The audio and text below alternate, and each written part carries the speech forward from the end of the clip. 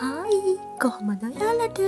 ඔන්න ඉතින් අද මං ඔයාලට අරන් ආවේ මුණු බතුයි පොල් සම්බෝලෙකුයි.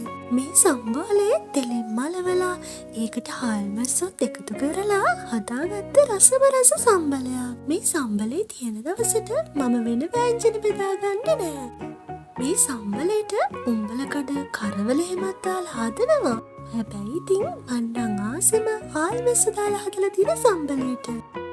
ඉස්සර අපේ තාත්තා ඉස්කෝලේ යන කාලේ හෙට මගේ බත් එකට තෙල් දාපු සම්බෝලයක් විතරක් දාන්න කියලා ගොඩක් දවස්වලට අම්මට කියනවා. ඉතින් අම්මා ටිකක් වැඩියෙන් සම්බල් හදලා යවන්නේ තාත්තගේ ඉස්කෝලේ ස්ටාෆ් එකේ ගොඩක් අය මේ සම්බලේට ආස නිසා. තාත්තා, මල්ලි, මම අපි තුන්දෙනාම මේ තෙල් දාලා හදන සම්බලේට හරිම ආසයි. ඔයත් මේ වගේ එක දෙයකින් විතරක් බත් ගන්න ආස කෙනෙක්ද?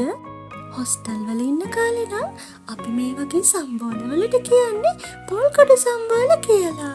කිරි ටික මිරිකලා ගත්ත පොල් රොටි ටිකද කෑලි මිරිස් දාලා ඒ ටික තෙල් දාලා දෙලා වගේ තමයි මට නම් ඒකේ රහ දැනෙන්නේ.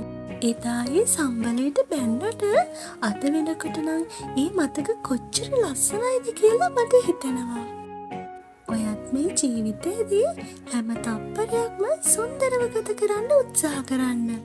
එතකොට ඔයාගේ ජීවිතේටත් ලස්සන මතක ගොඩාක් එකතු වෙන්න ගනී.